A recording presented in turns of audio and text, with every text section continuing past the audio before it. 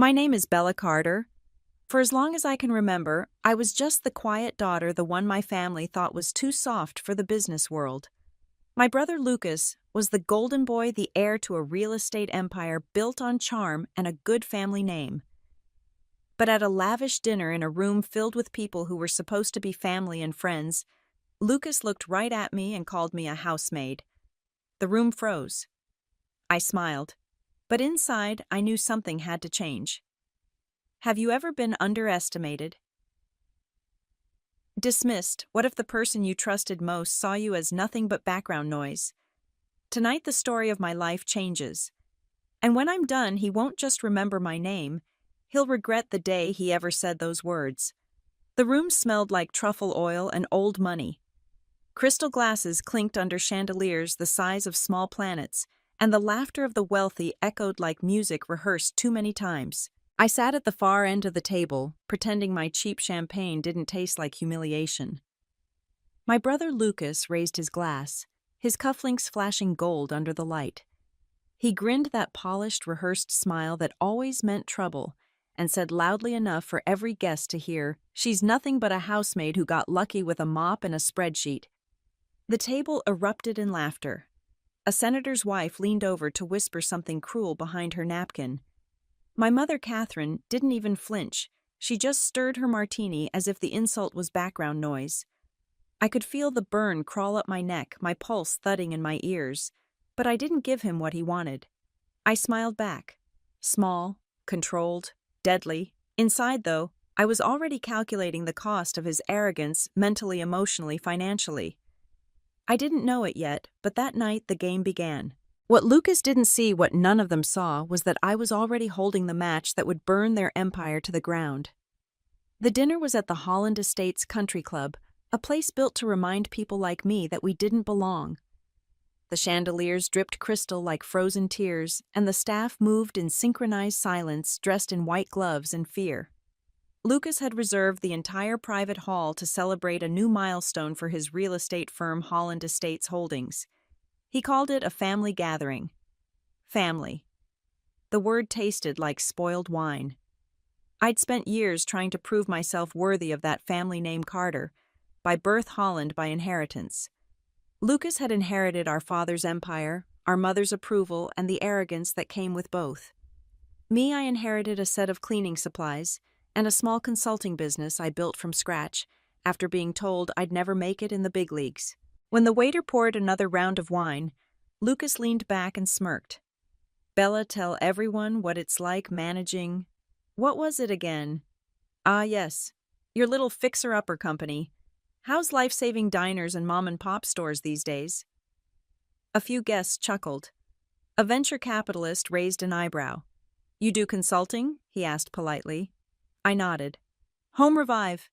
We help small businesses restructure debt, rebuild operations," and Lucas cut me off, waving his hand like he was swatting a fly. "Basically housekeeping, but with spreadsheets." More laughter. My fork paused halfway to my mouth. My heart didn't race, it froze. Every insult from my childhood came flooding back, too soft, not business-minded, not one of us. But the difference tonight was simple.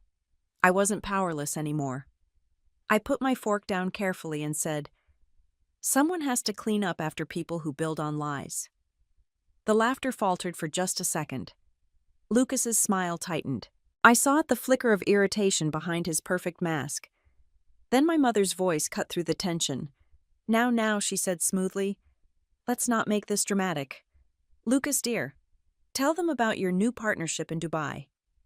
And just like that, the moment was swept away like dust under a rug. I spent the rest of the dinner invisible. The music played, the servers floated by with gold-trimmed trays, and I smiled when expected. But my mind wasn't in that room, it was in the numbers. Because unlike Lucas, I paid attention to the details that didn't glitter. The Holland family empire wasn't built on integrity, it was built on leverage, speculation, and charm. But charm doesn't pay off debt. I'd seen the cracks forming: real estate projects, overvalued shell companies multiplying new digital asset ventures with no real assets. Lucas called it innovation. I called it fraud waiting for sunlight. Still, I let him perform. He thrived on attention. He was addicted to being admired. So I sat back and let him talk, let him soak in the applause, while I memorized every careless word he said. He was drunk and in control. I was sober on strategy. Halfway through dessert, a waiter approached our table balancing a tray of crème brûlée. He paused for a moment near me and whispered almost too quietly to hear, "Ms. Carter, your driver's waiting outside. The files you requested are in the car." Files, requested. My head snapped up just slightly. Lucas didn't notice. But I did see the faint smirk on the waiter's lips, one of my people. One of the quiet ones who saw everything. I had a network now. A small, loyal circle built over years of watching, learning, surviving. I nodded once subtly, and he moved on, blending back into the crowd. By the time dessert was over, the room was humming with shallow laughter and expensive perfume. I excused myself, leaving my half-finished wine behind. As I walked toward the exit, I could feel Lucas's eyes following me. He called out loud enough for everyone to hear, "Don't forget your gloves, sis!" The room laughed again. I stopped, turned, and looked at him. The golden boy of Holland Estates, smiling, untouchable, adored. "I won't," I said softly. "You'll need them soon enough." For a moment, his smile faltered. Just a flicker. Then I turned and left, heels clicking against marble, the sound sharp and deliberate. Each step felt heavier with purpose. Outside, the night air was cold and clean. My driver opened the car door silently, and there on the back seat lay a black folder with a silver seal, Solaris Trust Holdings. I flipped it open. Inside were copies of transfer receipts, investor statements, and wire confirmations, hundreds of thousands of dollars moving in and out of accounts tied to Lucas's firm. Some of them were routed through Dubai. Some through crypto exchanges I recognized. It wasn't just arrogance anymore. It was a crime. I sat back, heart pounding, steady cold. So this was it, the reason Lucas laughed so loudly. The reason he needed the world to see me as a housemaid. Because if they ever looked closer, they'd see who really needed cleaning. As the car pulled away from the estate, I watched the lights fade into the distance, gold and white, glittering like false promises. Lucas always said I didn't understand power. He was right. I understood something better. Control. And while he played with stocks and investors, I had something stronger: truth. Truth doesn't crash with the market.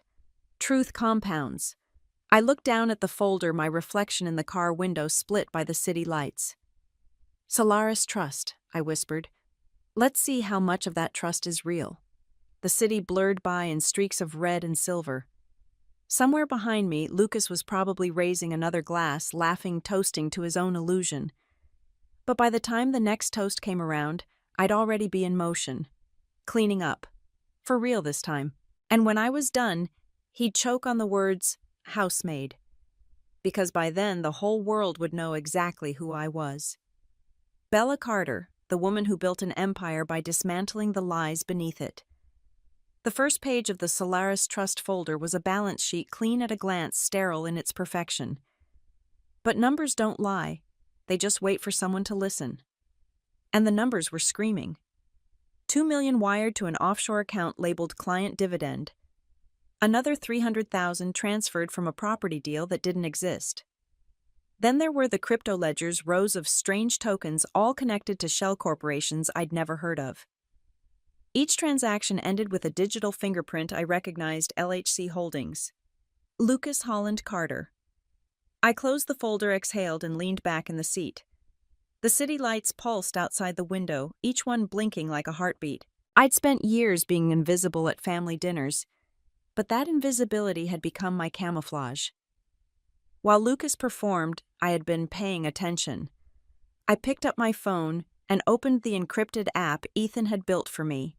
My best friend, my data analyst, my partner in the quiet war we'd been fighting since the day Home Revive almost went bankrupt. Bella got the file. "It's bad. Ethan." "How bad, Bella?" "The kind that glows red when you hold it too long." "Ethan, I'll prepare the sandbox. No traces, no trails. You know the drill." He always said that like it was easy, like destroying a man who shared my blood wouldn't tear something deeper inside me. But I'd made peace with that long ago. Family didn't mean forgiveness anymore, it meant collateral damage waiting to happen. By the time I reached my apartment, dawn was bleeding into the sky.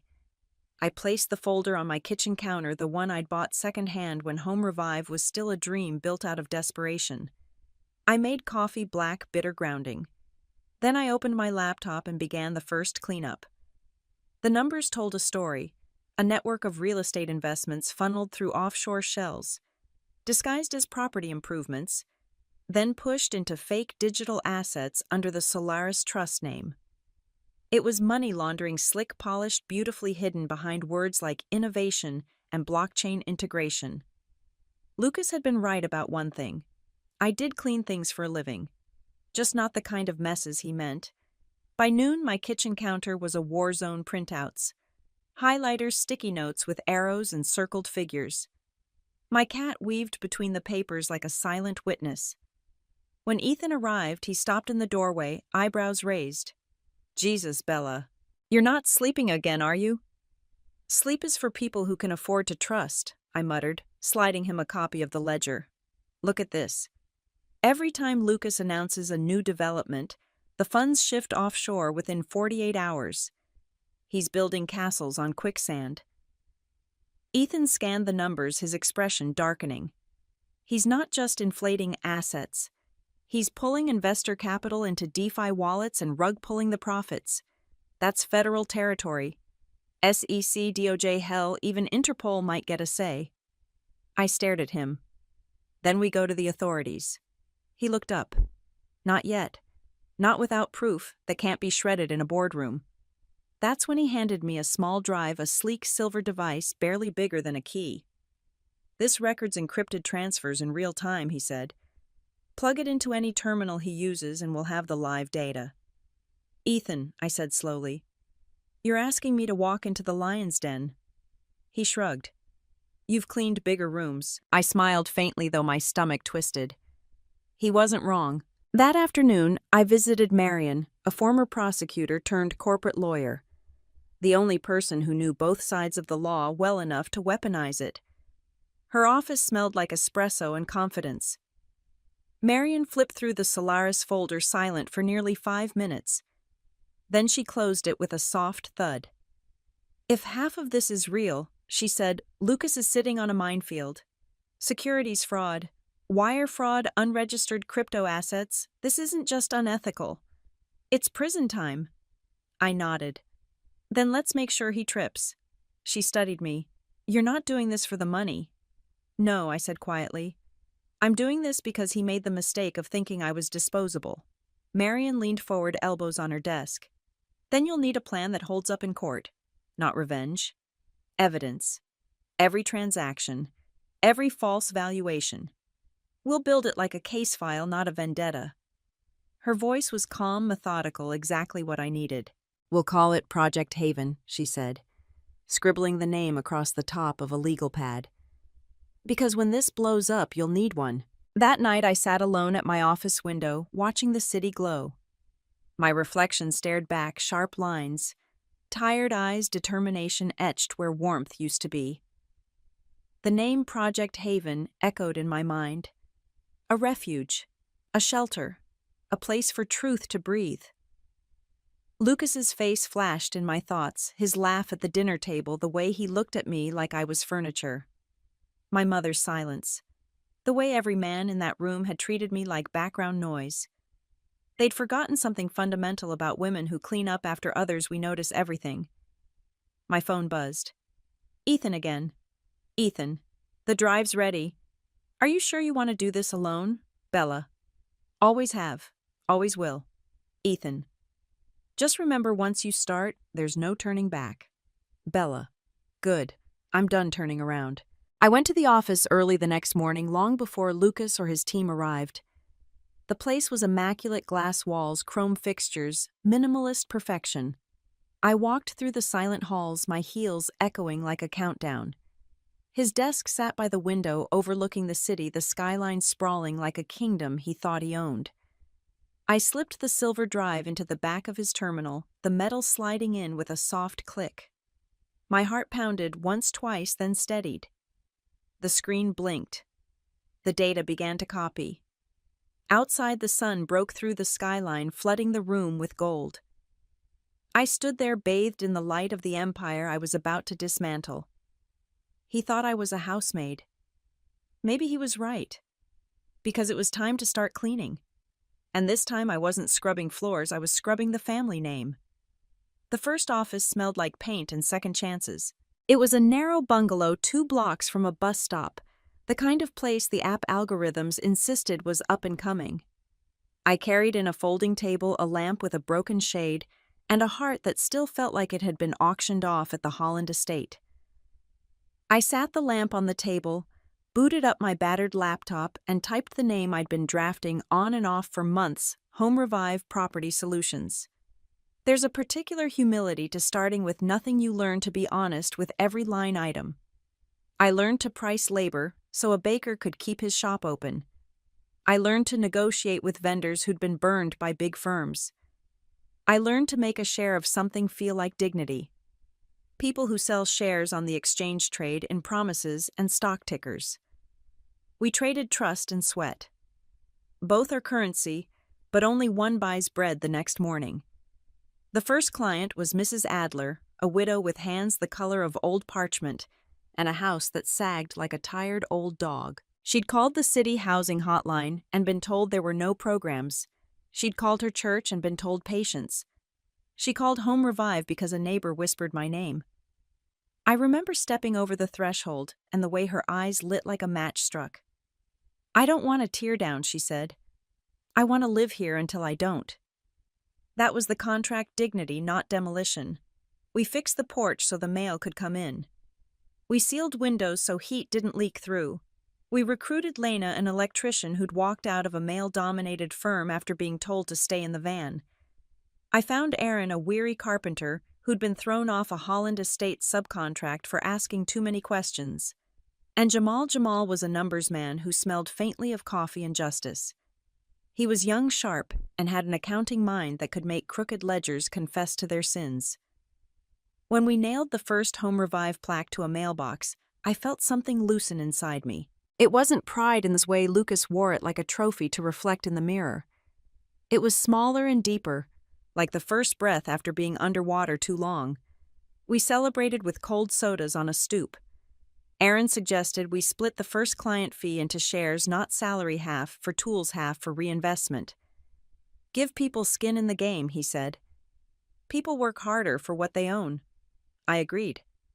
We carved into our small company a culture that was opposite of Holland Estates transparency, a real share of the upside, not promises about future stock that vanished when markets hiccuped.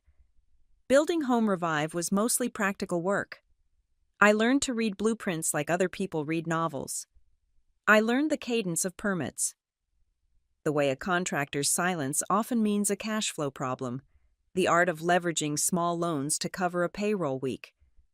I learned to sleep on the floor of an empty unit between meeting landlords and pitching to community groups. I learned how to write a grant application that read like a human story and not corporate fiction, how to turn a baker's plea into numbers that could convince a foundation to hand over funds. We did the small, unsexy things no one else wanted: rewiring a kitchen so a mom could run a catering business safely, renegotiating rent for a barber shop on the brink, installing accessibility ramps for a church that had paid the price of pride for 50 years. Each success was a ripple. One restored shop hired 2 people. Another landlord who saw our work sent us 3 referrals. Word spread slower than a press release, but it's more honest. People told their neighbors, "Call Bella, she'll fix you." There were nights I wanted to scream. The pressure of payroll, the calls from vendors, the notices from a bank that thought I was a joke because I couldn't balance a 7-figure loan. Yet the small victories stitched me together. When Habitat for Hope donated a pallet of insulation, when a local college offered interns who'd rather learn practical skills than sit in theory classes, I cried in the stairwell.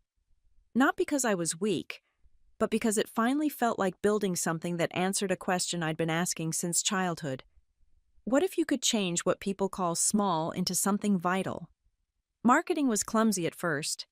I had to learn SEO basics, how to write a headline that would let someone in a neighborhood with 3 languages find our help. I posted before/after photos with honest captions, not advertorial fluff. I wrote about Mrs. Adler's porch, not about my ambition. The internet gave us a curious favor-empathy scales. When one story took, the phones rang in the week that followed. Still, the family drama shadowed every step. I got occasional calls, some veiled, some blunt, from people trying to buy us out before we mattered.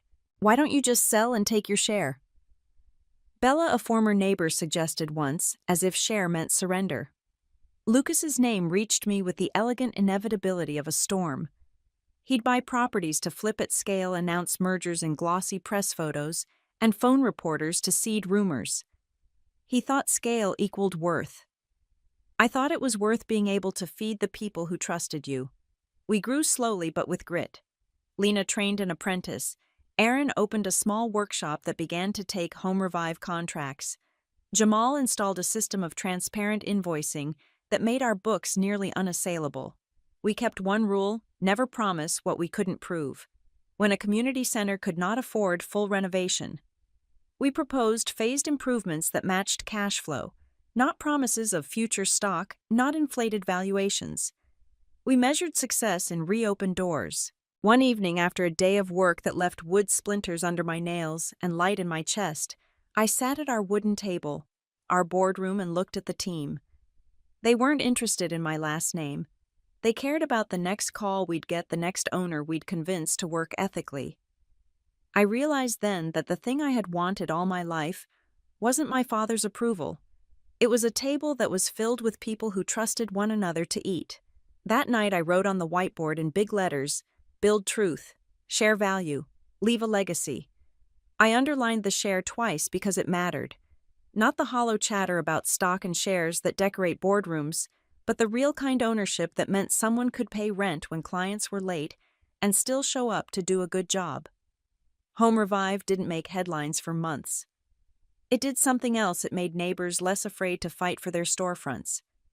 It turned owners from victims into partners. And for every late-night accounting scramble, there was a morning when a baker hugged me and said, "You saved my business, Bella." It wasn't fame. It wasn't the Forbes covers Lucas dreamed of. It was better. It was real. We were still small. We were still scrappy. But the house I was building had a foundation, honest, heavy, and rooted in people. And when the first investor called, curious and cautious, I answered the phone with a steady voice. I had shares to offer, yes. I had vision, yes. But the deal would be different: transparency, accountability, and the kind of growth that didn't need to hide behind offshore names. When I hung up, Lena laughed, and Aaron raised his can of soda like a toast. Jamal grinned and said, "To clean houses and build empires." I looked at them, my ragtag crew, my first real family, and felt a small, fierce kind of victory settle over me. The empire I was building wouldn't be built on lies. It would be built on work, on shared risk, and on the stubborn conviction that cleaning up could be the most powerful kind of creation. The room smelled like expensive wine and curated laughter. I walked into Alen, a Manhattan monument to power where reservations were traded like stock tips. I wasn't supposed to be there, not really. My name had been added to the guest list at the last minute, buried between venture partners and the kind of wives who treated jewelry as insurance. The hostess blinked twice before recovering her professional smile. "Good evening, Ms. Carter. Mr. Holland is expecting you." Of course he was. He always liked an audience for his victories. The room glittered with gold accents and low light. Conversations hummed like an orchestra warming up. Lucas sat at the head of a long marble table, a glass of burgundy already half empty. My mother sat beside him, wearing pearls the color of frost. When she saw me, her smile was tight enough to crack glass. "Bella," she said.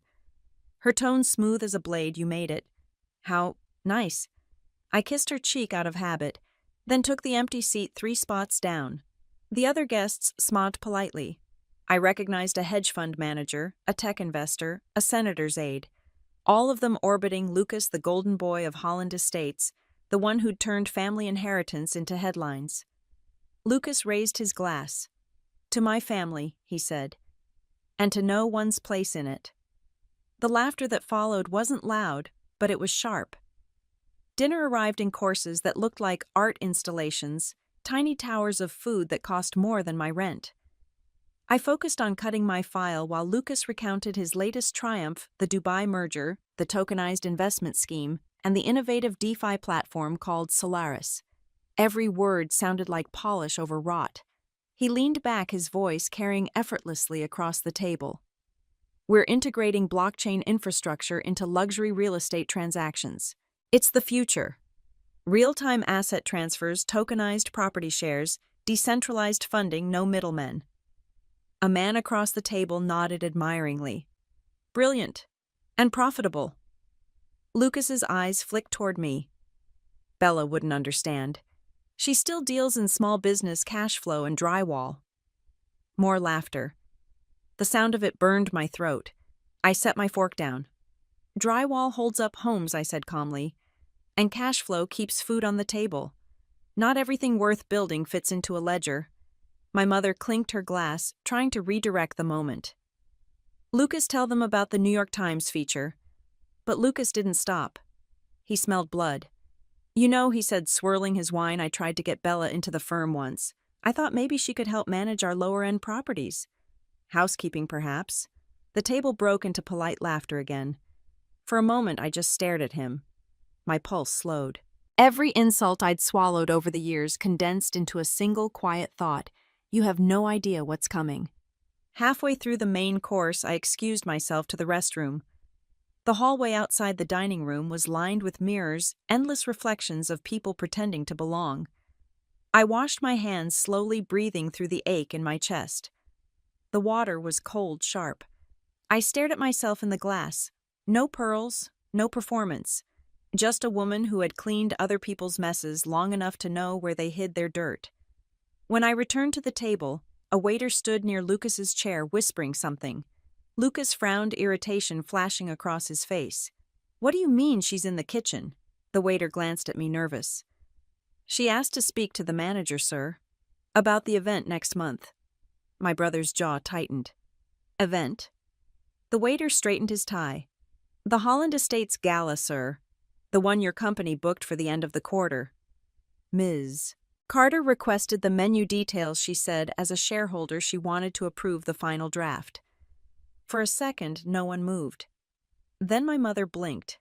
Shareholder Lucas laughed, a sound too loud to be real. "That's impossible." I smiled politely. "Actually, it isn't. Home Revive invested in Solaris 2 months ago through a venture partnership.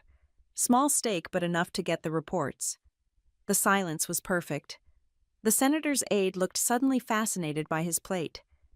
My mother's hand froze mid-air, her glass trembling slightly. I lifted my napkin, dabbing my lips. "I'm sure it's all legitimate. After all, transparency is what makes innovation sustainable. Right, Lucas?" His eyes narrowed. "You don't know what you're talking about." "Oh, I do," I said softly. "I just haven't decided how loudly I want to talk." Dessert came and went untouched.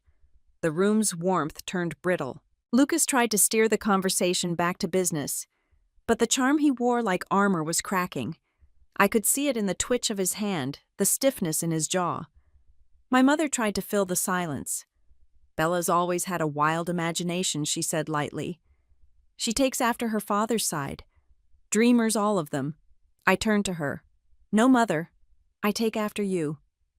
Her eyes met mine, cold and unblinking. "You taught me silence can be a weapon," I said. "I just learned to sharpen it better." She said nothing. The air between us was heavy with all the words we'd never said. When the check came, Lucas insisted on paying. Of course he did.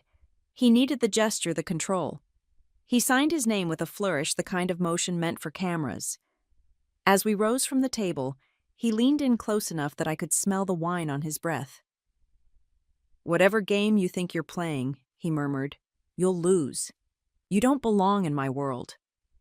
I smiled, meeting his gaze. "Your world." Lucas was built on my silence. That lease expires tonight. I turned to leave my heels echoing against marble. Behind me, the laughter started again, forced, uncertain. Outside, the city was alive with sirens and light. I walked toward my car, the night wind tugging at my coat. When the driver opened the door, I saw a small envelope on the seat. No return address, no note, just a USB drive and a card that said, "For Project Haven." My heart clenched. Ethan, always one step ahead. I slid into the seat, holding the envelope tight as the city lights blurred past the window. Lucas thought the night ended with my humiliation. He didn't know that it had just marked his countdown. Because every empire, no matter how golden, leaves fingerprints in the dust. And I'd spent my whole life learning how to clean. The next morning began with rain. The kind that slicks across glass and makes the city look like it's weeping in slow motion. I sat by my office window, the USB drive Ethan had sent lying on the desk like a confession waiting to be heard. When I finally plugged it in, the screen filled with documents, transaction logs, encrypted contracts, and names I recognized from every luxury dinner I'd ever been humiliated at. Solaris Trust Holdings, Holland Estates, and a dozen shell companies registered under random initials that all traced back to the same digital signature, LHC. Lucas had built his empire on sand, and I was holding the tide. I picked up my phone and dialed Ethan. "How deep does this go?" He hesitated. "Deep enough that when it collapses, it'll register on the stock market." I let that sink in. "Then we'll do it right," I said. "No headlines. No chaos.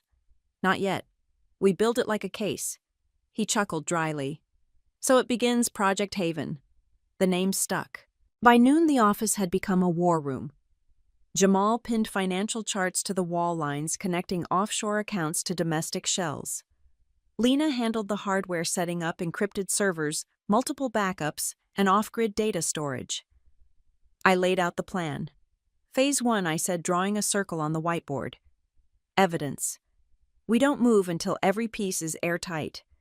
Every number, every transfer, every fake share. Aaron leaned back in his chair, arms crossed. And phase 2. Exposure, I said. But only when it hurts the right way. He smirked. You're not just cleaning Bella. You're sterilizing. Good, I replied. This mess needs it. That night, the office glowed under fluorescent light. Coffee cups scattered across the conference table like casualties. I reviewed the files line by line. Lucas had been rerouting investor funds through subsidiaries, masking losses as asset acquisitions. Worse, he'd used fake tokenized projects to inflate Holland Estates' valuation before each quarterly report, classic pump-and-dump strategy wrapped in the language of innovation. Every time I uncovered another forged ledger, another wire transfer signed under his name, I felt both rage and clarity. I wasn't just going to expose him. I was going to dismantle the myth of him, the idea that charisma could excuse corruption, that inheritance could masquerade as genius. A few days later, Marion arrived. Hair pulled into a sharp bun, heels clicking like punctuation. She dropped her briefcase on the table. Show me everything. For 2 hours she read in silence. Occasionally she'd hum under her breath or scrawl notes in tight cursive. When she finally looked up, her expression was unreadable. This isn't the case, she said. It's a demolition. Can we prove it? I asked. She smiled faintly. Oh, we can prove it. But you'll need allies. Someone on the inside to confirm these files aren't fabricated. I thought of Damien Lucas's business partner, the quiet man who'd watched me too carefully at that last dinner. I might have one. Then use him, Marion said simply. And Bella, don't let this consume you. Revenge is seductive, but justice is sustainable. Build something that lasts longer than the fall. I didn't answer, but her words stayed with me long after she left. 2 weeks later, Damien met me at a cafe near Wall Street. He looked exhausted, the kind of tired that comes from pretending you don't know the truth. He slid into the booth, lowering his voice. Lucas is shifting funds again, moving everything into offshore DeFi wallets under new names. It's faster than last time. Riskier. I handed him a coffee. You knew I suspected. But now I've seen the reports. He's faking investor statements. If the auditors dig even an inch, it collapses. I studied with him. Why tell me? He hesitated, fingers tracing the coffee cup. 2 years ago, I lost my promotion because of him. He told the board I wasn't ready, then took my project and branded it as his own. I swore if I ever got a chance to even the scales. He looked up. This is that chance. I nodded slowly. Then we're aligned. He slid a small flash drive across the table. Meeting minutes, internal memos, signed documents, everything the SEC would need. I placed my hand over it. You're sure you want to cross him? He smiled, tired, but sure. He's already crossed himself. That night back at the office, I gathered the team. The rain hadn't stopped all day and thunder rolled like warning drums outside. I stood by the whiteboard, the drive in my hand. This, I said, is phase 2. Ethan leaned forward. What's the move we compile? We verify, and then we synchronize with Marion for official filings. But before any of that, I turned to the window, watching lightning fracture the sky. We choose our stage. Jamal frowned. Stage Lucas is planning a gala, I said. Quarter-end celebration for Holland Estates. The same kind of dinner where he humiliated me. Every investor, every journalist, every camera will be there. Lena's eyes widened. You're not thinking, oh, I am. I smiled faintly. He gave me my audience. I'll just rewrite the script. Hours bled into dawn. The office was quiet, except for the low hum of the servers. I walked over to the corner where our motto still hung on the wall. Build truth. Share value. Leave a legacy. The word share caught my eye. Lucas had weaponized shares, turning them into illusions of wealth, empty promises sold to anyone desperate enough to believe. But to me, shares meant something else. Participation, inclusion, fairness. The right to belong. I ran my fingers over the letters. Let's make this count, I whispered. Behind me, the team worked in silence, their faces lit by the blue glow of screens. Numbers scrolled across monitors, the digital heartbeat of a revolution in progress. When the clock struck midnight, Ethan broke the silence. It's all synced. Every file backed up, every transfer mapped. I nodded. Good. Tomorrow we will start filing with the SEC. After that, he asked. After that, I said, turning toward the window, we let the truth breathe. Lightning flashed again, painting the skyline in silver. The storm outside matched the one inside me, loud, relentless cleansing. Lucas thought I was a housemaid. Maybe I was. But what he didn't understand was that sometimes cleaning means burning. And I was just getting started. The city had gone gray, the kind of gray that felt heavy, deliberate, like the sky was waiting for something to break. I watched the clouds from my office window while the printer spat out page after page of evidence, wire transfers, fake valuations, investment proposals dressed up as innovation. Every sheet was another nail in Lucas's coffin. Marion's voice came through the speakerphone, crisp and measured. Once you file these, there's no taking them back. You understand that, right? I nodded, even though she couldn't see me. I'm not looking for a way back. Good, she said. Then we move forward. I'll coordinate with the SEC liaison and the Department of Justice's Financial Crimes Unit. You'll stay quiet until I tell you otherwise. Quiet, I repeated, almost smiling. I'm good at that. But I wasn't. Not anymore. Later that day, Ethan came in holding 2 coffees and an expression that told me bad news had followed him through the door. We've been flagged, he said, dropping his laptop bag onto the table. I turned, heart tightening. Flagged how unusual activity on the network. Someone's probing our servers. I can't confirm who yet, but they're good. Government level good. Lucas. He shrugged. Could be him. Could be someone trying to cover for him. Either way, they're inside the walls. The printer stopped mid-page. The silence was suffocating. I exhaled slowly. So what do? Ethan cracked a smile that didn't reach his eyes. We build higher walls. He started typing furiously, the screen reflecting code like a heartbeat in binary. I watched him work, the same patience, the same precision he used when rebuilding Home Revive systems after our first hack years ago. Back then, we'd been terrified. Now fear was just another variable in the equation. Encrypt everything I said, and pull backups offline. No clouds. No remote access. Done, he muttered, fingers flying. By midnight, our office looked like a command center. Wires snaked across the floor, servers hummed like distant thunder, and a whiteboard overflowed with arrows, names, and connections. I pinned Lucas's photo in the center, a face that had once smiled across from me at birthday dinners, now surrounded by evidence of his rot. 2 days later, Marion called again. "I have news," she said. "The SEC has acknowledged receipt. Quietly. They're building the case. But Lucas is nervous. He's been calling in favors, talking to lawyers, shifting assets faster than ever. He knows something's coming. Let him feel it," I said. "You should prepare yourself," she warned. "When men like him feel the walls closing in, they don't go down gracefully." I smiled faintly. Neither do women like me. That night I met Damien again. He'd asked for somewhere discreet, so we chose a bar in Midtown that smelled like whiskey and rain. He was already there when I arrived, sleeves rolled up, eyes shadowed with exhaustion. He slid a folder across the table. "Board minutes. Lucas is planning to announce a new acquisition next week, a front to distract investors, while he drains Solaris Trust's remaining accounts." I opened the folder, scanning the papers. "He's accelerating.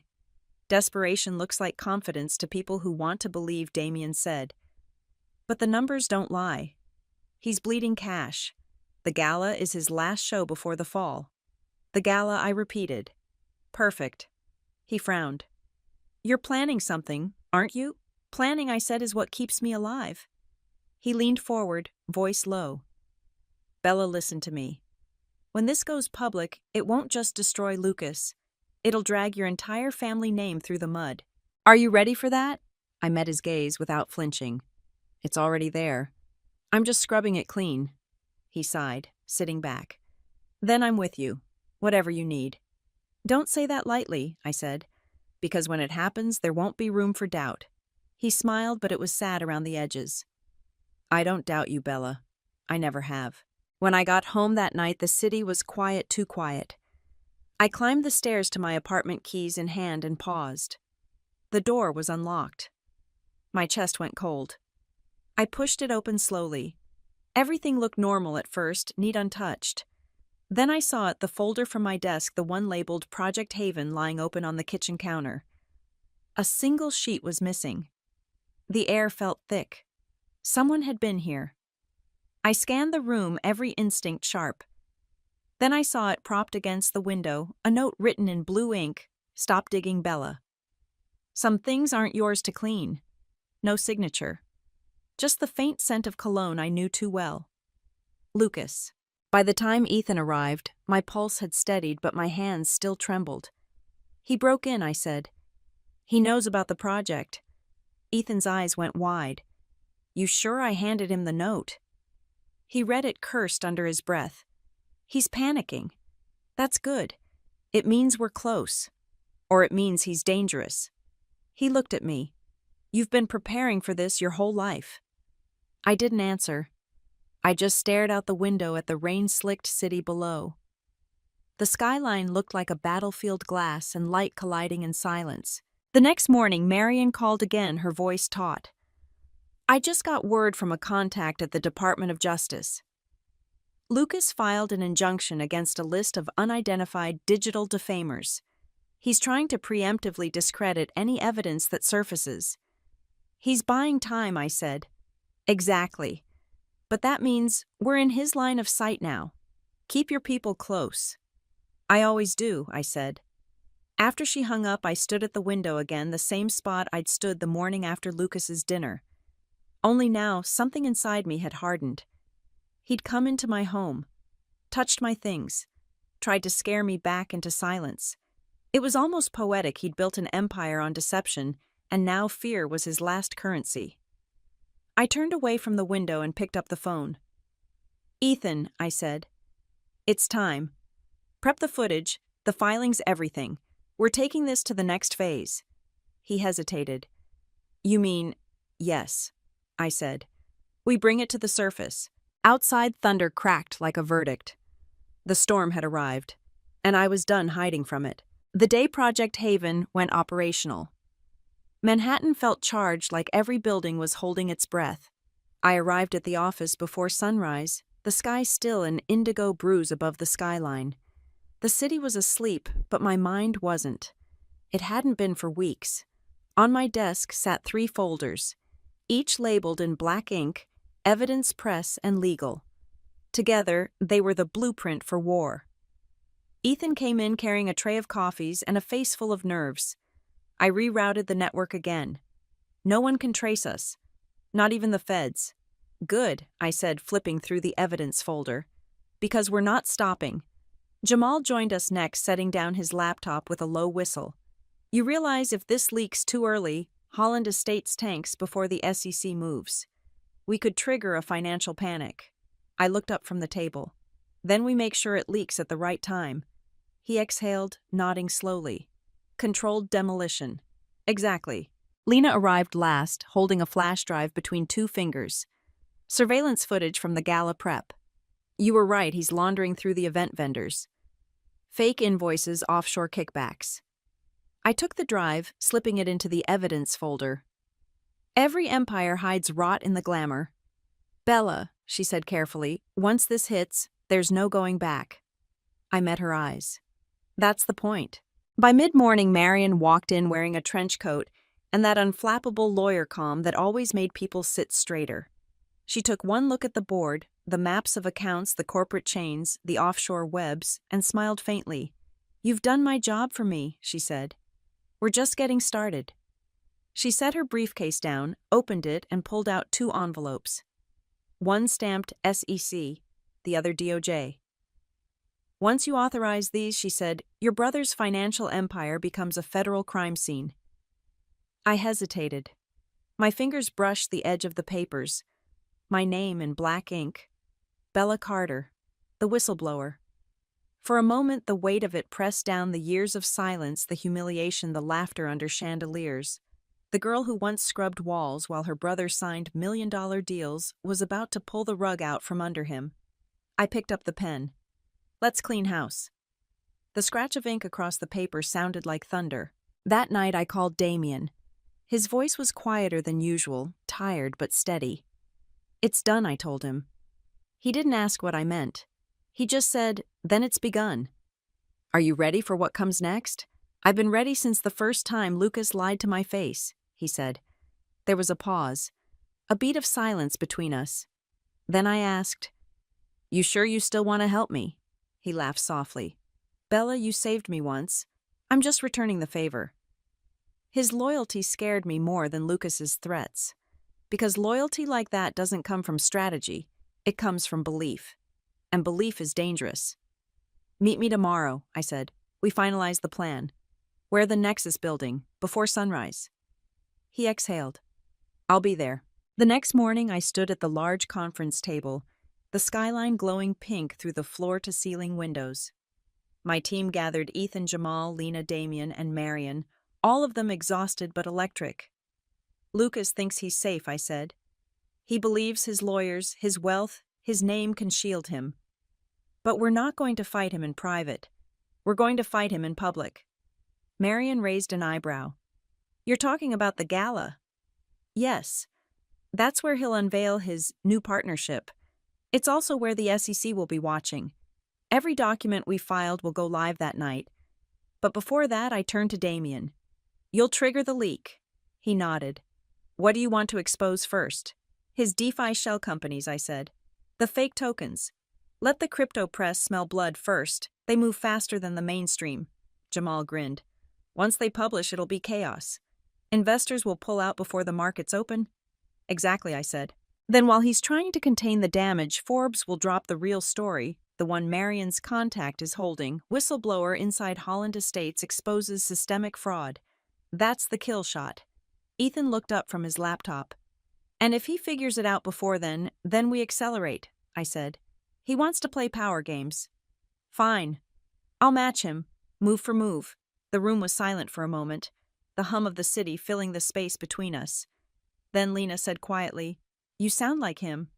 I turned, meeting her gaze. No, he destroys his ego. I'm dismantling for truth. Still her words stuck. That night I couldn't sleep. The city outside was a web of light and noise, but inside my apartment felt hollow. On my desk sat the folder marked Housemaid, the badge I'd kept from that night in Tribeca, when Lucas made me his punchline. I'd pinned it above my desk as a reminder of where I started, but now under the lamplight it looked like a relic of someone else's life. I took it down, ran my thumb over the inked letters and whispered, "One more clean." The doorbell rang. I froze. It was nearly midnight. When I opened the door, Damien stood there, rain soaking through his coat. His jaw was tight. He knows. My stomach dropped. What, Lucas? He's found out about the filings. Someone inside the SEC leaked the name of the whistleblower. Me. He nodded grimly. He's calling it slander. He's telling investors you're an obsessed sister trying to sabotage him. He's already prepping a press statement. I closed my eyes for a second, steadying my breath. Then we stay the course. The truth will speak louder. Bella, he said softly. He's dangerous now. Desperate. I looked at him. So am I. By the next morning, the headlines were already turning. Holland Estates denies fraud allegations, claims internal sabotage. Real estate. Tycoon blames sister for vindictive attack. I stared at the news ticker on my phone, the words blurring together. Ethan texted, "He's moving fast. Faster than expected." Marion called, "Ignore the noise. The evidence will hold." Lena sent a single message. "For what it's worth, we believe you." I typed back, "Then let's finish it." By dusk, the plan was set. The team scattered to their posts. Ethan to monitor the leak, Marion to coordinate with regulators, Damien to feed updates from Lucas's office. I stayed behind, standing by the window as the city pulsed below, alive with power and corruption. Tomorrow night, the gala will begin. The champagne would flow, the cameras would flash, and Lucas would smile the same empty smile that had humiliated me for years. Only this time, when he raised his glass, the world would already be watching the cracks beneath his empire. I pressed my palm to the glass, feeling the cool vibration of the city. "The storm's coming," I whispered. And somewhere across Manhattan, I hoped Lucas could feel it too. The night began with gold and lies. The Holland Estates Gala shimmered under chandeliers taller than most dreams. Cameras flashed outside the Ritz Grand Ballroom, as if the city itself were bowing to Lucas's arrogance. His guests arrived in black cars and sharper smiles, senators, venture capitalists, journalists, all drunk on success and the illusion of power. I arrived alone. My car door opened to the chill of winter air and the murmured surprise of onlookers. I stepped out in a black silk gown, simple and deliberate, a quiet rebellion against the sequined theater around me. I'd been called many things, failure, dreamer, fool, but tonight I walked in like the accusation didn't fit anymore. The doorman smiled. "Ms. Carter, welcome." His tone carried recognition, not pity. That was new. Inside the ballroom gleamed with everything Lucas believed defined worth. Gold leaf imported orchids, a champagne fountain spilling over like greed turned liquid. At the center of it all, my brother stood radiant under the light-shaking hands, laughing too loudly, pretending not to feel the tremor running through the floor beneath him. He spotted me across the room, his smile freezing mid-sentence. For a flicker of a second, something ugly crossed his face, fear disguised as amusement. Then he raised his glass and mouthed, "Bold." I mouthed back, "Final." Damien waited near the bar, crisp in a tailored suit, the picture of calm. When I reached him, he handed me a glass of water instead of wine. "Everything's ready," he murmured. "The servers are synced, the files are live. Ethan's standing by." I nodded, scanning the crowd. "Marion outside. She's with the SEC liaison. They'll make it official once the leak hits the wire." "Good," I said quietly. "Then it ends tonight." He hesitated, eyes softening. "Are you ready for what comes?" After I looked at the stage where Lucas was shaking hands with a banker whose company he'd quietly gutted last year. "Yes," I said. "I'm ready to stop cleaning his messes." The program began with music, a string quartet drowning out gossip and guilt. Lucas took the stage, the picture of confidence. The spotlight glinted off his cufflinks as he spoke. "Ladies and gentlemen," he said tonight, "we celebrate growth, innovation, and the future of Holland Estates." Applause thundered. Cameras flashed. He thrived on it. But even from across the room, I could see the sweat at his temple, the stiffness in his smile. He knew something was coming, he just didn't know when. He continued, "We're proud to announce our newest venture, Solaris Global, a decentralized financial platform bridging real estate and blockchain." The word blockchain rolled off his tongue like scripture. I checked my phone. A message blinked from Ethan Leak in 60 seconds. "Solaris Lucas went on represents trust, transparency, and..." My phone buzzed again. Live. The projector behind him flickered. The Holland Estates logo dissolved into a black screen, then filled with data wire transfers, false valuations, digital wallets with his signature attached. A ripple of confusion ran through the crowd. Then silence. Lucas froze mid-sentence. "Turn it off," he snapped to a technician. But the projector didn't stop. Line after line scrolled fraudulent accounts, shell companies, screenshots of falsified reports. His own voice from an internal memo echoed through the speakers, "No one audits the auditors." The room gasped as the images shifted, emails, documents, and finally the SEC seal stamped across the screen, "Investigation open. Holland Estates Holdings." Someone dropped a glass. It shattered, like punctuation. "Ethan." I whispered into my mic. "Go dark." "Already on it." Lucas turned toward me, face pale beneath the stage lights. "What did you do?" he hissed. I stepped forward slowly, every eye following. I told the truth. "You think this makes you noble?" His voice cracked. "You've ruined the family name." "The name was already ruined," I said.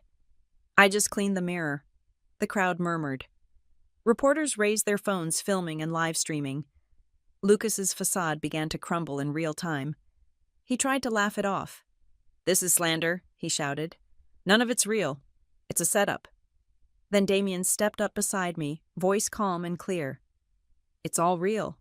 I was there. I signed those reports, and I've already given my statement to the SEC." The sound that followed wasn't applause, it was shock. Pure electric disbelief. Lucas's jaw went slack. "You," Damien's tone was almost pitiful. "You built your empire on lies, Lucas. Some of us just decided not to keep pretending." Security moved in, then quiet and professional.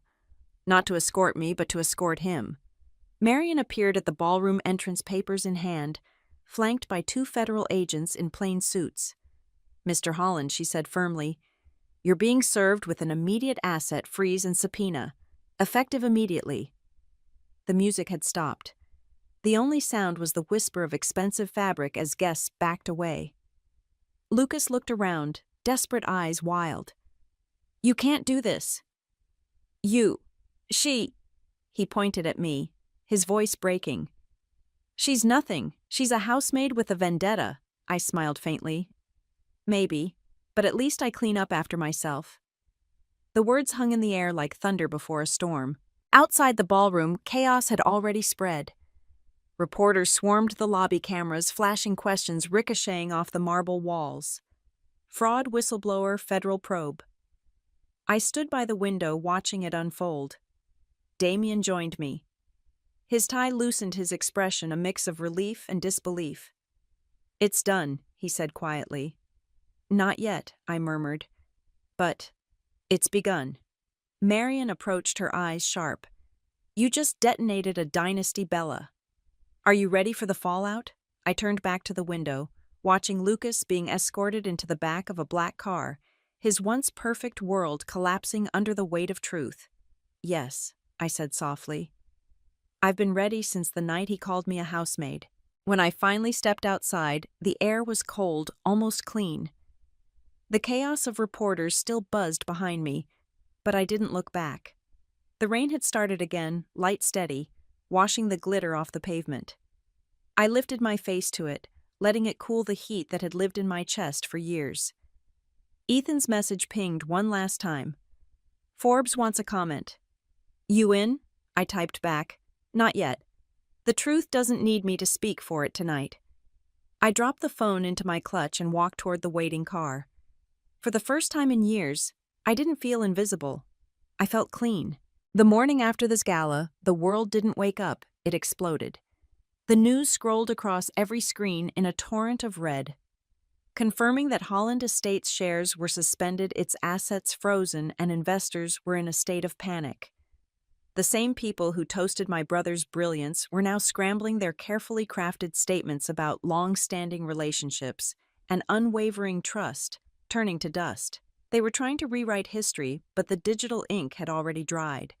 The media erupted across headlines, turning his meticulously built empire into a public spectacle of shame. I sat in my apartment with the blinds half open, a sliver of sunlight cutting across the floor like a blade. My phone buzzed nonstop calls from journalists, messages from old classmates who suddenly remembered my number, even distant cousins asking if I could clarify the truth for their gossip circles. I silenced it and watched the city below, feeling a profound stillness after the storm. Ethan burst in without knocking, laptop in hand, his face alive with a mix of exhaustion and adrenaline. "Bella, look at this. Forbes just confirmed the documents. The SEC officially opened the probe." He turned the screen toward me. My brother's face filled the homepage, Holland Air under investigation for securities fraud. Whistleblower inside family.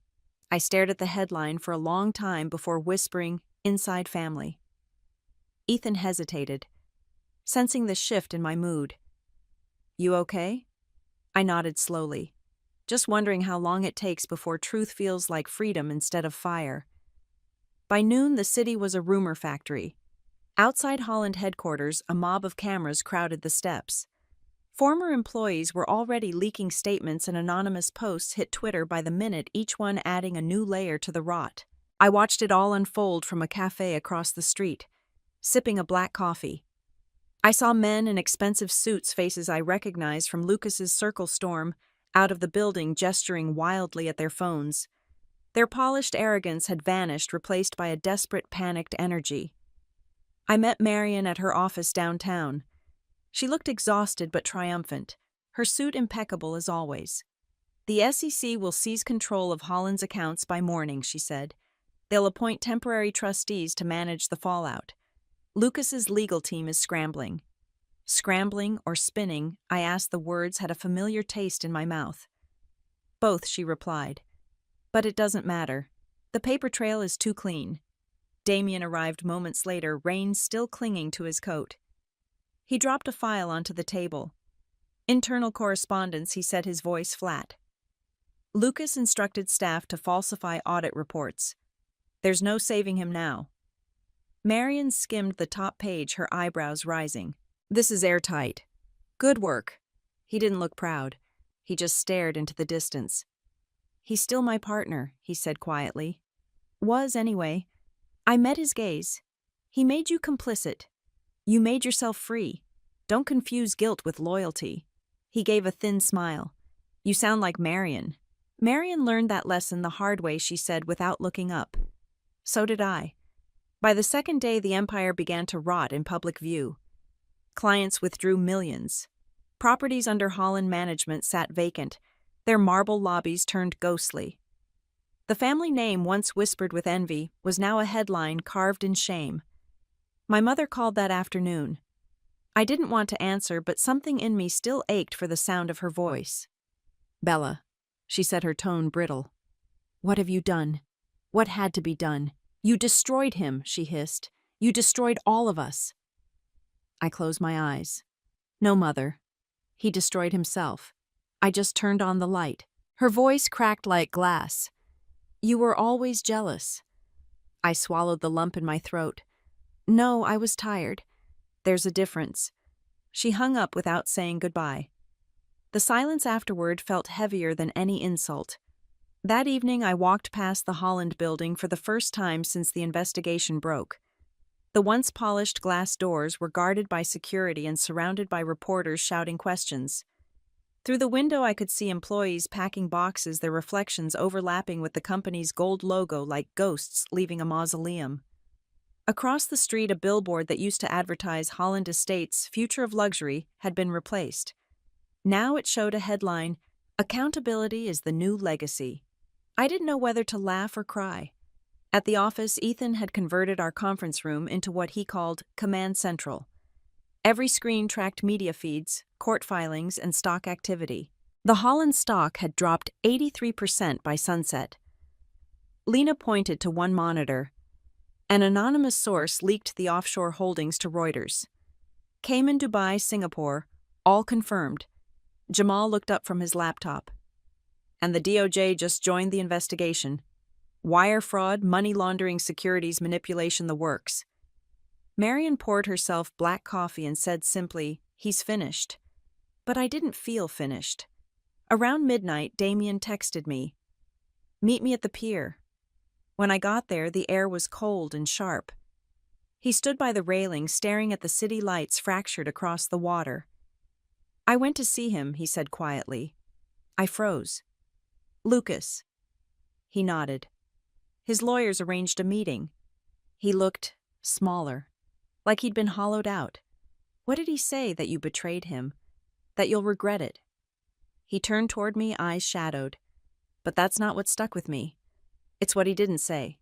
No denial, no defense, just fear. For the first time, he looked human. I crossed my arms against the wind. I don't want him to be human. I want him to be accountable. "Accountable and human aren't opposites," Damien said softly. "Sometimes they're the same thing." For a moment, I didn't answer. Then I said I spent half my life cleaning his messes. He spent his time building them. Maybe that's justice. He smiled sadly. Maybe. But what happens when the cleaning's done? I looked out over the dark water, the reflection of skyscrapers trembling on the surface. Then we build something better. The next morning, Forbes released an exclusive follow-up, "Whistleblower Behind Holland Scandal Leads New Movement for Ethical Investment." My name was there. My face. The world was watching now, not with mockery, but curiosity. I wasn't the invisible sister anymore. I was the story. The comments poured in, some praising, some cruel, some raw with recognition. One woman wrote, "I worked for a man like your brother for 10 years. Thank you for showing what justice looks like." I read it twice, then closed my laptop. Outside, the city was waking up again, washed clean by rain. Holland Estates was collapsing, yes, but the world around it kept moving, rebuilding, breathing. That night I walked through the Home Revive headquarters, now a full floor in a downtown high-rise. My team was still working late, their laughter spilling through the halls. They'd built this from nothing, brick by brick, trust by trust. As I passed the wall where our motto hung, "Build truth, share value, leave a legacy," I stopped. Legacy. It wasn't about money. It wasn't even about revenge anymore. It was about rebuilding from the ashes, not to prove anything to them, but to remind myself that I could. I turned off the lights and stood there in the dark, the city glowing beyond the glass. The Holland name had burned, but from its ashes something honest had begun to rise. By the end of the week, the Holland estate, the mansion where I grew up invisible, was officially listed for auction. Marble floors, priceless chandeliers, acres of manicured lies. The place that once symbolized everything I wasn't allowed to touch was now just another asset being liquidated to pay for my brother's crimes. When I saw the listing photo, the grand staircase where my mother once told me to stand aside, I felt nothing but clarity. The empire that had defined my family for decades was rotting piece by piece, and I had a choice: let it vanish or reclaim it. "Buy it," I told Marion. She blinked. "You want to buy your family's estate?" "Through Nexus Holdings," I said, quietly. "I don't need it for nostalgia. I need it for redemption." Marion tilted her head, studying me. "You're not doing this for revenge." I smiled faintly. "No, I'm doing it because ghosts need new walls to haunt." The paperwork took 3 days. When it was done, the estate was mine. The irony wasn't lost on anyone. Forbes ran another article. "The house that built scandal finds a new owner, the whistleblower herself." But I didn't buy it for the headlines. I bought it because I knew what I wanted to build there. When I drove up the long, curved driveway, my heart ached with a memory I thought I had buried. The old wrought iron gates, the cold symmetry of the stone facade. It all looked exactly the same, yet a fundamental part of it was missing: arrogance.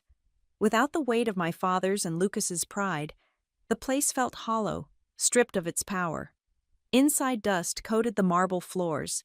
I ran my hand over the grand staircase railing, a ghost of my younger self lingering there, a girl who used to dream of running up these stairs, not cleaning them.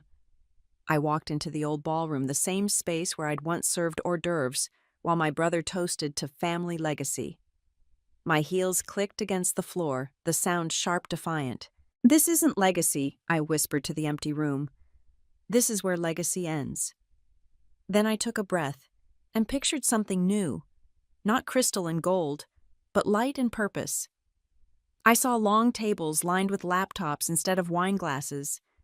I imagined women from neighborhoods like the one I grew up in, not heirs, not elites, learning business finance and ownership in these very halls. 2 months later, construction began. I didn't hire decorators or preservationists. I hired women, single mothers, small contractors, students studying architecture, people who had been told no too many times. I watched as they scraped off the old paint and tore down the gilded wallpaper. Each hammer swing, each brushstroke felt like an act of catharsis, of rewriting the past. Jamal handled logistics. Lena oversaw design. Ethan built the network infrastructure, turning the once private mansion into a fully digital training center. The first day the new sign went up, the Haven Institute for Women in Business. I stood at the front gate and watched it gleam in the morning light. It was no longer the Holland estate. It was ours, and it was built on something real. The media called it poetic irony, the house of scandal reborn, a school of second chances. But to me, it wasn't irony, it was justice. At the first open house, 50 women showed up. Some carried resumes folded like apologies. Others held nothing but fierce determination. They sat in the old dining room, now filled with laptops and whiteboards, and listened as I spoke. "When I was your age," I began, "I thought success meant being invited to someone else's table. Tonight, I want you to know you don't need permission to build your own." They applauded, but it wasn't the sound that moved me. It was their faces. Hopeful. Fierce. Later, as I walked the corridors, I found myself outside the room that used to be Lucas's office. The door was still marked with a brass plaque engraved L. Holland Carter. I hesitated, then pushed it open. The desk was gone. The windows were cracked. But his smell, leather, and arrogance still lingered faintly. In the corner sat a forgotten box, half open. Inside were framed newspaper clippings, photos of him shaking hands with politicians, smiling beside luxury cars. I pulled one out and stared at it. He looked invincible, and he believed he was. I set the frame on the floor and stepped on it until the glass cracked. Justice wasn't always a courtroom verdict. Sometimes it was just a sound, the crack of something false breaking underfoot. By spring, Haven Institute had become a phenomenon. Local papers covered it. National outlets picked it up. Donations flooded in, but I refused to let it become another charity built on guilt. Every dollar went into scholarships and microloans for the women studying there. We taught them business ethics, startup law, and financial literacy. Marion gave workshops on contracts and equity. Ethan led a seminar on DeFi technology, how transparency could protect small businesses from predatory lenders. And one night, as I stood in the old ballroom watching women practice pitching their startup ideas, I realized something profound. This wasn't revenge anymore. This was evolution. One evening, Damien visited the estate for the first time since the scandal. He walked the halls slowly, hands in his pockets, eyes tracing the renovated walls. "You turned a mausoleum into a heartbeat," he said. I smiled. "Ghosts make good foundations." He looked at me for a long moment. "You could have disappeared after all this. Instead, you built something that might outlast you." "That's the plan," I said softly. He handed me an envelope. Inside was a glossy magazine, Forbes again.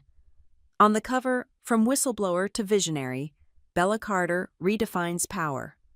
I almost laughed. They really love their redemption arcs, maybe because they rarely get one this real. For a moment, we stood there in silence, the hum of distant voices echoing through the hall. "Lucas's trial starts next week," he said finally. "Are you going?" I hesitated. "No, I've already heard his verdict." He nodded, understanding. "Still, you should know whatever happens there, it won't change what you've done here." "Maybe not," I said, looking around at the bright reborn space. "But it might remind him what real legacy looks like."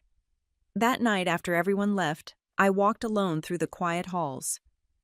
The chandeliers cast soft light across the polished floors. The air smelled of fresh paint and possibility. In the entrance hall, where my parents once greeted guests for their charity galas, now stood a bronze plaque, the Haven Institute, dedicated to those who were never invited to the table. I traced my fingers across the engraved words. Outside, the wind rustled through the trees. The world was changing, and for once I was part of the change instead of its casualty. I glanced back at the grand staircase one last time, the place where my mother used to pose for photographers, where Lucas once looked down on me like I was a servant. Now it was just stairs. Ordinary. Humans. And that somehow felt perfect. The courthouse smelled like rain and old paper. Rows of reporters lined the marble steps, their cameras pointed toward the entrance like weapons. My brother's name, once gilded on magazine covers, was now stamped in black letters on legal documents, the state of New York versus Lucas Holland Carter. I hadn't planned to come. I told Marion I wouldn't. But that morning, as the city hummed with rumors, and my reflection caught the sunlight just right, something in me shifted. It wasn't curiosity, it was closure. When I stepped into the courtroom, heads turned. The air was heavy with murmurs, tension, and the faint metallic scent of nerves. Lucas sat at the defense table in a dark suit that hung loose on him, his once perfect posture slumped. He looked older, smaller, deflated. His hair was thinner, his jaw no longer sharp with arrogance. He didn't see me at first. When he did, his eyes widened shock, then resentment, then something I hadn't seen in him since we were children. Fear. Marion guided me to a seat in the second row. She leaned close. "You don't have to stay." "I know," I whispered. "But I need to." The judge entered, gavel cracking through the room like thunder. "Court is now in session." The prosecution started with numbers, cold, merciless numbers. Wire transfers, falsified reports, offshore accounts under shell names. For every document Lucas had doctored, they had 10 copies proving the lie. Screens displayed his emails, recordings of board meetings, even the private ledger Marion had uncovered months ago. Each revelation was another stone added to his grave. Lucas's attorney tried to frame it as mismanagement, a victim of miscommunication. The jury didn't buy it. The evidence was too clean, the paper trail too long. When Damien took the stand, the silence in the room was absolute. He looked composed, calm, and devastatingly clear. "I worked beside Lucas for 7 years," he said. "He wasn't sloppy. He was strategic. He knew exactly what he was doing." The defense lawyer rose. "Mr. Shaw, you benefited from the company's growth, didn't you? You earned promotions, bonuses?" Damien didn't flinch. "I also watched employees lose their pensions. I watched investors sign deals under false pretenses. And when I confronted Lucas, he told me loyalty is worth more than truth." That's when I realized I was working for a man who worshipped power, not progress. Gasps rippled through the courtroom. Lucas's jaw tightened.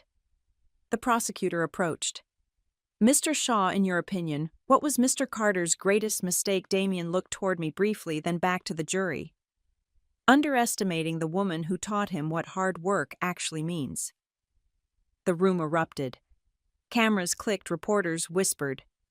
I stayed still, my heart pounding steady. Lucas's glare cut through the room, but I didn't look away. When the final arguments ended, the judge recessed for deliberation. Hours passed like years. Outside, journalists crowded the courthouse steps, the noise swelling to a storm. Marion sat beside me in silence, her fingers drumming softly on her folder. "You know," she said quietly, "in my line of work, we rarely get stories that end with justice." Most people like him walk away with settlements and PR statements. But not today. I nodded. He built his empire on lies. Lies don't stand forever. The courtroom doors reopened. The jury filed in, faced grave and deliberate. Lucas sat up, his hands clasped too tightly, knuckles white. "Has the jury reached a verdict?" the judge asked. The forewoman stood. "We have your honor." The pause that followed was a lifetime compressed into seconds. On the charge of securities fraud, guilty. On the charge of wire fraud, guilty. On the charge of embezzlement, guilty. On the charge of falsifying investor records, guilty on all counts. Lucas inhaled sharply, a sound half gasp, half disbelief. His lawyer's shoulders sagged. The judge's gavel struck once final and resonant. Sentencing was swift. 12 years in federal prison. Immediate asset forfeiture. The empire of Holland Carter was officially dead. Lucas turned toward me as officers moved in. For the first time in his life, he didn't look like a man who believed the world owed him anything. "You think you've won?" he said, voice low, trembling. I stood steady. "No, Lucas. I think we all finally stopped losing." He tried to speak again, but the officers guided him away. The sound of chains echoed faintly against the marble floors. I didn't feel joy. I didn't feel triumph. Just a hollow ache where rage used to live. Outside flashbulbs exploded like fireworks. Reporters shouted questions about the trial, about me, about what came next. "Ms. Carter, do you feel vindicated? Was this revenge or justice? Do you plan to rebuild the Holland name?" I raised one hand. "This wasn't about revenge," I said.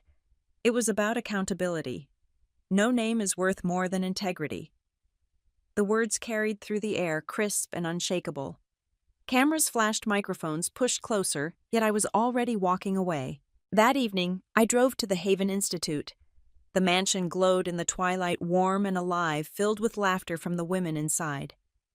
Their voices echoed down the halls like music. In the main room, a class was finishing a session on entrepreneurship. A young woman approached me shyly. "Ms. Carter," she said, "we saw the verdict on the news. You must feel amazing." I smiled gently. "I feel finished." She nodded, not understanding completely, and went back to her seat.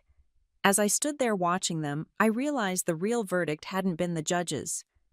It was this life continuing, rebuilt by hands that once trembled with doubt. In my office, I placed the final newspaper on the shelf beside the framed badge that started it, all the one that read, "Housemaid." Next to it, I added a photo from that night's class, rows of women smiling under the Haven banner. Two worlds side by side, humiliation and rebirth. I whispered to the empty room, "They called me a housemaid." They were right. I clean things. I rebuild what others ruin. Outside, the first stars blinked awake above the city. Lucas's chapter was over. Mine was still being written. 1 year after the verdict, I woke up to quiet. No phone buzzing with crisis, no headlines dissecting my name. Just the soft sound of rain against the window and the smell of coffee brewing in the kitchen.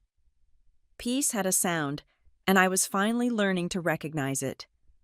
The world had moved on from the Holland scandal, as it always does. Empires fall, outrage fades, and new villains rise to take their place. But in that vacuum, something else had taken root. Something steadier. Something good. The Haven Institute was thriving. What had started as an act of reclamation had grown into a movement. Over 200 women had graduated from our programs, some now running small businesses, others leading companies that refused to mirror the corruption they'd escaped. I drove to the Institute that morning as the rain cleared. The mansion, once my family's crown jewel of vanity, was alive with color and purpose. Laughter spilled from the courtyard, where interns were hosting a youth entrepreneurship workshop. The sound didn't echo off marble anymore. It filled the air like music. Inside, Lena was leading a finance class while Ethan presented a new module on digital transparency. "You don't need a Wall Street portfolio to change your world," he said to the class. "You just need clarity and courage."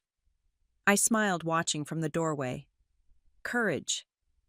That was the currency we built here. At noon, I met with Marion in what used to be my mother's parlor. The chandeliers remained, but the portraits of ancestors, those watchful faces that once hung like judgment, were gone. In their place were photographs of our graduates' women holding certificates, shaking hands, celebrating victories that no one had handed them. Marion set a stack of folders on the table. The board approved the expansion, she said. 2 new branches, Detroit and Austin.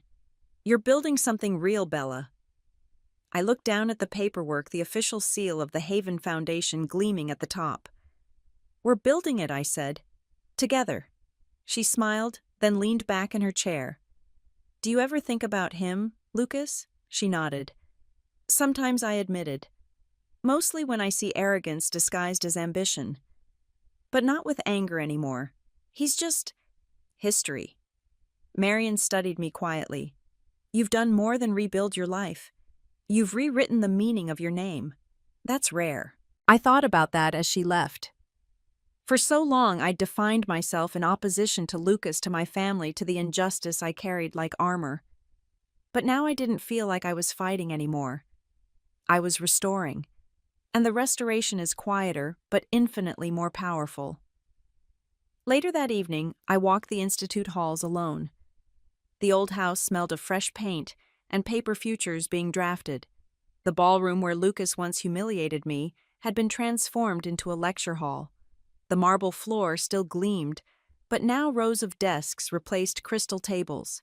On the far wall, just above the podium, hung a bronze plaque engraved with the Institute's motto, Build Truth, Share Value, Leave a Legacy.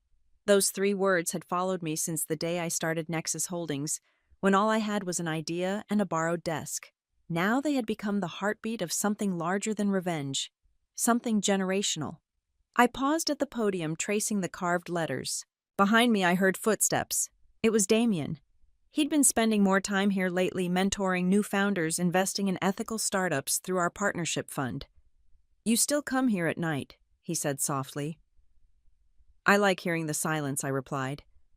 It reminds me of everything that used to echo here. He smiled. The silence doesn't hurt anymore. No, I said. It doesn't. He handed me a folder. You might want to see this. Inside was a proposal for the Haven Scholarship Initiative, a program for young women from low-income families to receive full funding for entrepreneurship education. The signatures at the bottom included names from companies I'd once fought against. They want to partner, he said. Your former rivals. I couldn't help laughing.